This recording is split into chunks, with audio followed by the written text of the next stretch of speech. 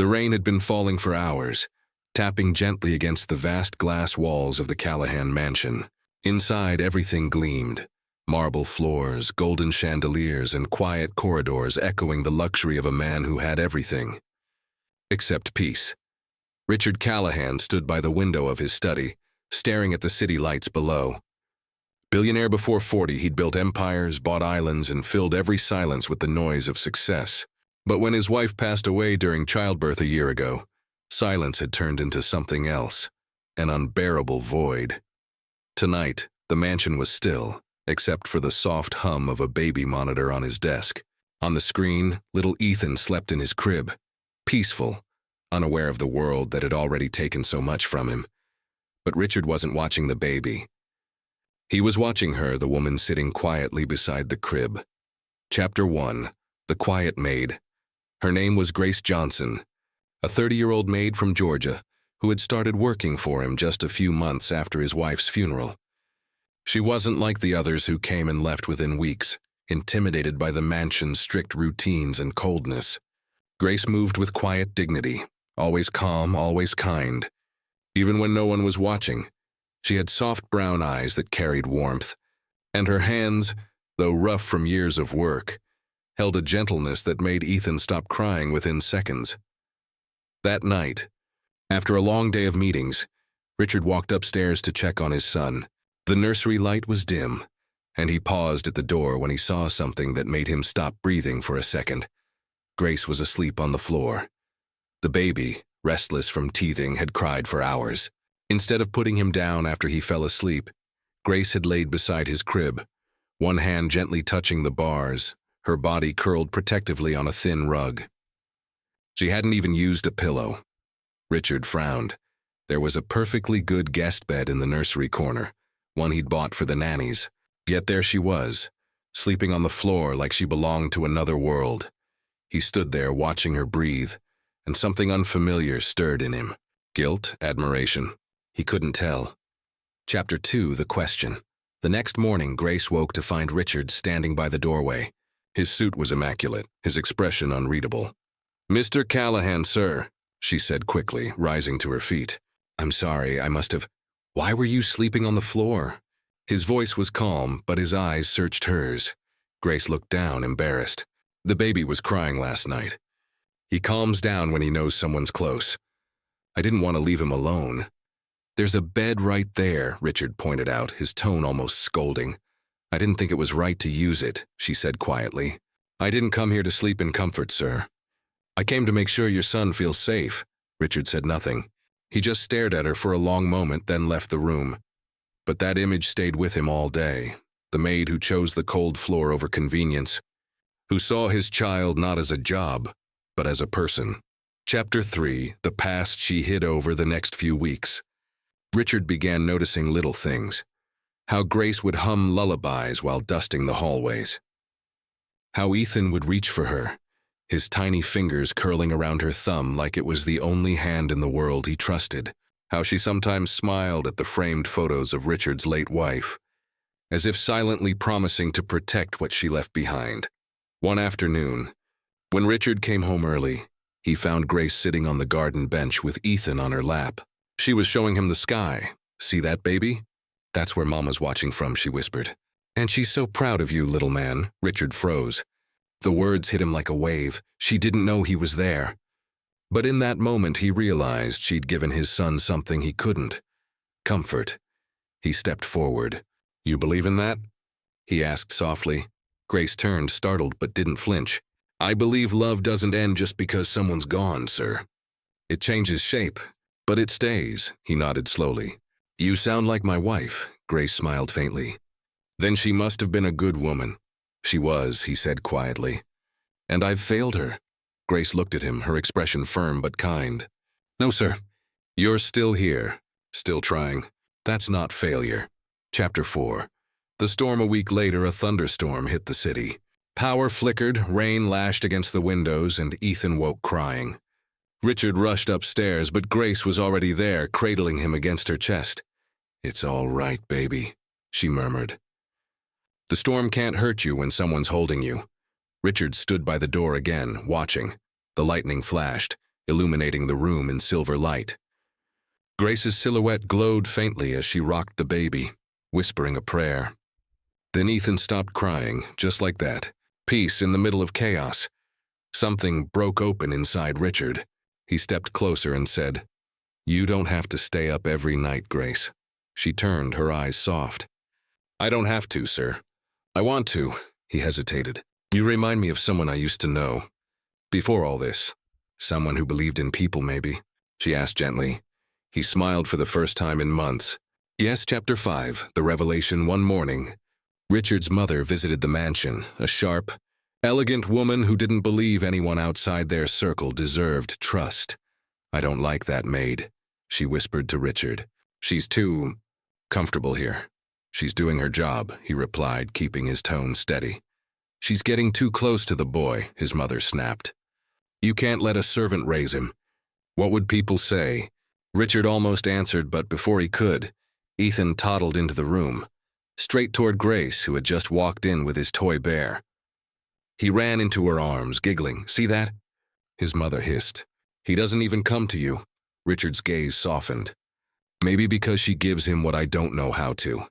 That night, Richard sat in his study, long after everyone had gone to bed. He couldn't shake the thought, how the woman who had nothing gave his son everything.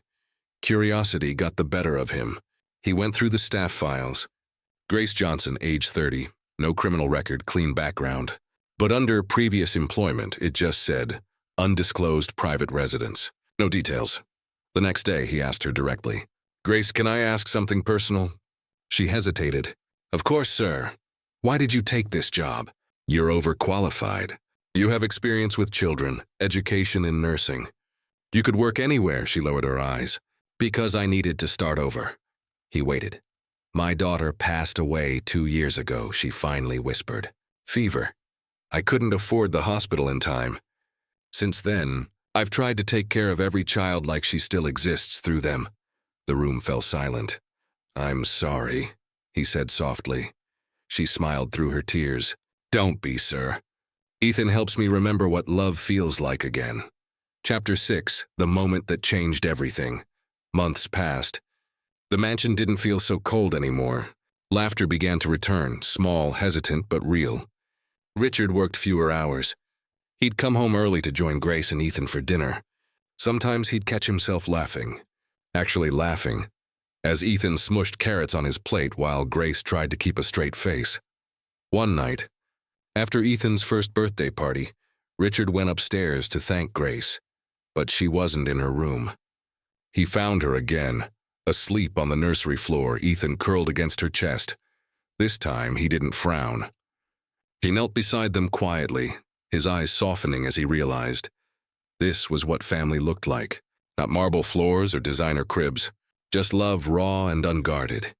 He gently lifted the blanket over both of them, whispering, "Thank you." Grace stirred slightly, half asleep. "Is he okay?" "He's perfect," Richard said. "Because of you."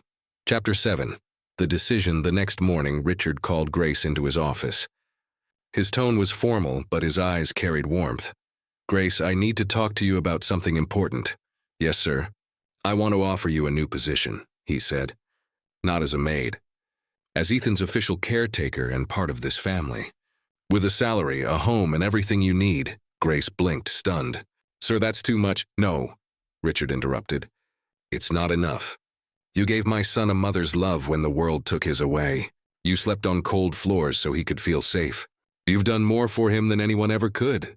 Tears welled in her eyes. "I don't know what to say." "Just say yes," he said gently. She did. Chapter 8, A New Beginning. Time passed. Grace stayed, not as a maid but as Ethan's guardian, mentor, and heart. The mansion, once hollow, began to echo with laughter again. Richard found himself confiding in her, seeking her advice, even smiling more than he ever had. And then one quiet evening, as the sun painted the sky gold, Richard stood by the window, watching Grace chase Ethan across the lawn. The boy's laughter rang out like bells, and Grace's joy was radiant. His mother, visiting again, stood beside him. "I was wrong," she admitted softly. "That woman saved him. And you." Richard smiled faintly. "Yes, she did. When Grace came inside later, carrying Ethan, Richard met her at the doorway. "Grace," he said, "I never told you this, but the night I saw you sleeping on the floor with him, I realized something." She tilted her head. "What's that?" "That sometimes the people we think come to serve us are the ones sent to save us." She looked at him, eyes shimmering. "Maybe we were sent to save each other." He smiled. "Maybe." Epilogue. Love rewritten years later, Ethan grew up surrounded by love. Not the kind born of wealth, but the kind born of heart. Grace stayed by his side through every fever, every first step, every heartbreak. She never called herself mother, but that's what she was in every way that mattered. And Richard, he learned to live again. The walls of the mansion no longer felt like a fortress, but a home. On quiet nights, he'd sit on the same floor where Grace once slept, telling Ethan stories about the woman who'd taught them both what love truly meant. Grace Johnson never wore designer clothes. She never sat at the head of the table, but in the heart of that mansion, she became the soul that held it all together. Because love doesn't ask where you come from, it only asks how deeply you can give. And sometimes, the smallest acts, like a maid sleeping on a cold floor, can awaken the warmth in a billionaire's frozen heart. Sometimes, the most powerful acts of love are the ones no one sees. No grand gestures, no spotlight, just one woman and a sleeping baby. On a cold floor, her name was Grace Johnson. She didn't wear a uniform of pride or power. She wore humility, she wore love, and the man who saw her that night, Richard Callahan, would never be the same again. The mansion that forgot. How to breathe, soft rain against glass. A child's faint cry echoes down marble halls. A billionaire's mansion is supposed to shine, but after Richard's wife died, the light went out. The rooms were spotless but empty. The laughter was gone, only silence remained until Grace came. She didn't arrive with degrees or recommendations. She arrived with compassion, and that somehow was enough for a baby who just wanted to feel safe again. That night, when Richard saw her curled up on the nursery floor, hand resting on the crib rail, he realized something money had never taught him. Comfort doesn't come from wealth. It comes from presence. Grace's secret days turned into weeks, and Grace became more than help, she became hope. But behind her gentle eyes, she carried a quiet pain, a photograph tucked inside her pocket, a little girl with the same smile as Ethan, her daughter gone too soon. One night, Richard found her in the garden under the moonlight, whispering to that photo. "I couldn't save you," she said softly. "But I can save him." He didn't interrupt, he just watched, because sometimes silence is the deepest form of respect. The storm, then came the storm. Lightning ripped through the sky. Ethan woke, crying, terrified. Richard rushed upstairs, only to find Grace already there, rocking the child, humming through the thunder. "Don't worry, baby," she whispered. "The storm can't touch you when someone's holding you." Richard stood frozen, watching the two people who'd unknowingly healed him. And for the first time in a long time, he smiled. When money meets humanity, Richard's mother didn't understand. "Fire her," she'd hissed. "She's a maid, not family." But Richard's heart had changed. He looked at his mother and said, "She's given my son more than I ever could. I won't take that away." And from that day forward, the mansion began to breathe again. Laughter filled the halls. Ethan's first words weren't "Daddy." They were "Grace." The night of realization, on Ethan's first birthday, the house was full of balloons and joy. After the party, Grace stayed late to clean. Hours passed. When Richard checked on the baby, he saw it again, Grace asleep on the nursery floor, Ethan nestled in her arms. This time, he didn't feel guilt. He felt gratitude. He knelt down beside her, placed a blanket over them both, and whispered, "Thank you for loving him when I couldn't," Grace murmured. Half dreaming, every child deserves a mother's heart, even when she's gone. The promotion that wasn't about money. The next morning, Richard called her to his office. She thought she was in trouble, but instead he said, "Grace, I want to make this official. You're not just a maid anymore. You're part of this family." Her eyes widened. "Sir, you've been a mother, a protector, a light. I can't repay that, but I can honor it." Tears streamed down her cheeks. And for the first time in years, Richard saw joy, pure, healing joy, light up another human being. The world looks different. Now time passed, the house changed. Grace's laughter filled every corner. Her love stitched into every memory Ethan would ever carry. Sometimes Richard would catch her by the window, whispering a quiet thank you to the heavens, maybe for the daughter she lost, maybe for the family she found. And as the seasons turned, Richard began to realize something deeper. He hadn't hired Grace to care for Ethan. Life had sent Grace to care for him. Years later, Ethan stood in the same garden where Grace used to hum lullabies. He was taller now, ready for college. Richard stood beside him, gray streaks in his hair, a gentle smile on his face. Grace was in a rocking chair near the porch, watching them with pride. "Dad," Ethan said quietly, "I know she wasn't my mom by blood." "But she was, wasn't she?" Richard looked at Grace, then back at his son. "Yes," he said softly. "In every way that matters," Ethan nodded. "Then I'll make her proud." Grace's eyes glistened with tears. She whispered, "You already have, baby." Final scene. The floor that became holy ground one evening. After Ethan left for college, Richard walked into the nursery, now empty, but still full of memories. He sat down on the same spot where Grace once slept on the floor, and let his hand rest on the wooden boards.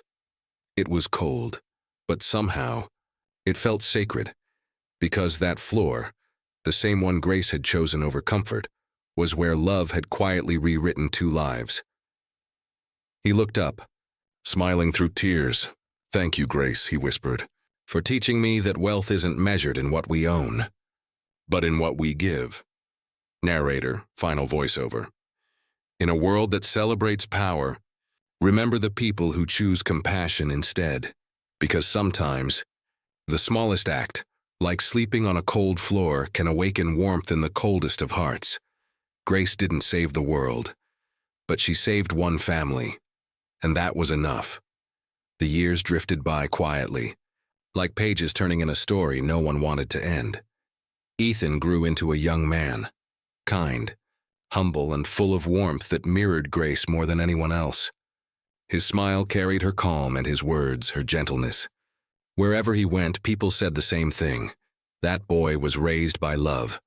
Grace, now in her 50s, had a touch of gray in her hair, but her spirit was as radiant as ever. She still hummed the same lullaby she once sang on stormy nights, though Ethan was too grown to need it. Sometimes, Richard would pass by the open window and hear her humming softly to herself, while tending to the garden. It brought him peace, a reminder that no matter how the world changed, kindness remained constant, but time, as it always does, began to whisper that nothing lasts forever. The day Grace fell ill, it started one morning when she didn't come down for breakfast. Richard found her in her room, sitting on the edge of her bed, her hands trembling slightly.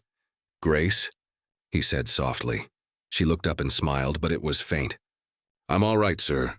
Just a little tired." He frowned. Grace never complained. Not once in 15 years. "Let me call the doctor." She shook her head gently. "It's nothing serious. Don't trouble yourself." But later that day, when she fainted in the hallway, the mansion fell into panic. The hospital room, the doctor's words were careful, as if trying to hold them back. "It's her heart. Years of exhaustion, stress. She's very strong, but she'll need rest, real rest." Richard nodded, but his throat burned. "Do whatever it takes." Grace opened her eyes and smiled when she saw him and Ethan standing beside her bed. "Look at you two," she whispered weakly. "You look worried." "Of course we're worried," Ethan said, clutching her hand. "You can't just scare us like that." Grace chuckled softly. "Oh, my baby. You're taller than me now." "Don't cry." Ethan wiped his eyes quickly. "I'm not crying." "Yes, you are," she teased, her voice barely above a whisper. Richard stepped forward, his voice low. "Grace, you've done everything for us.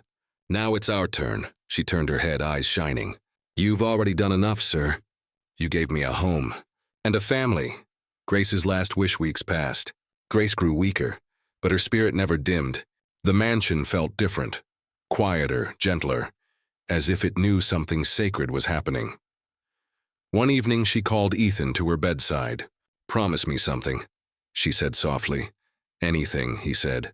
When you grow older and life tests you, don't let your heart harden. People will forget kindness. They'll mock compassion. But you, she smiled faintly, you must be like the light that keeps burning, even when no one sees it. Ethan nodded, tears slipping down his cheeks. I promise. And take care of your father, she added, glancing at Richard, who stood quietly in the corner. He hides his heart too much. Richard looked down, fighting emotion. Grace, she reached for his hand. You've become the man your wife always wanted you to be. He swallowed hard. Because of you, Grace smiled softly. No, Richard. Because of love. It just needed reminding. The goodbye that night as the rain returned, soft, familiar. The same rhythm as the night Richard first saw her asleep on the nursery floor. Grace closed her eyes for the last time. Her hand rested over her heart, a faint smile on her lips, and in the stillness of that moment, Richard realized something. The woman who came into his house as a maid had left as his family. 1 year later, the garden bloomed brighter than ever. Ethan returned from university and found his father sitting on the same bench where Grace once sang lullabies. Beside them, a small marble plaque stood among the roses. In loving memory of Grace Johnson, she didn't have much, but she gave everything. Ethan knelt beside it, brushing away a leaf. She'd tell us to stop crying, he said. Richard chuckled softly, his eyes wet. She would. And then she'd hand us a broom and say, make yourselves useful. They both laughed, and for the first time since she'd gone, it didn't hurt as much, because Grace wasn't gone. She was in every corner of that home, in the laughter, the warmth, the lessons she left behind, the legacy months later. Richard and Ethan founded the Grace Foundation, a nonprofit that provided housing and education for struggling mothers and children. The slogan was simple. No one should sleep on the floor when love can build a bed. News spread, and people from around the country reached out. Donations poured in, but Richard never saw it as charity. It was repayment, a small way to honor the woman who had rebuilt his broken world. Every new home the foundation built had one thing engraved on its wall. Love doesn't end, it changes shape. Final scene. The floor years later, when Richard grew old. He asked Ethan to take him up to the nursery one last time. The crib was gone, replaced by sunlight spilling across polished floors. He touched the floorboards gently, the same spot where Grace once lay with his baby son. His voice trembled. This is where I learned what love looks like, Ethan. Not in grand gestures, but in small, quiet sacrifices. Ethan knelt beside him. She'd be proud of you, Dad. Richard smiled faintly. No, son. I'm proud of her. He looked up, tears shining in his tired eyes.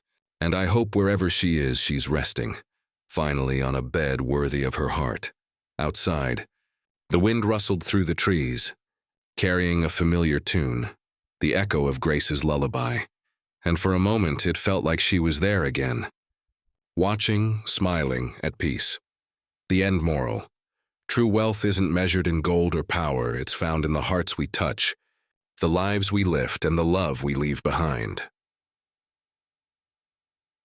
Grace and Ethan. Kindness is wealth. Love lives. Humanity first.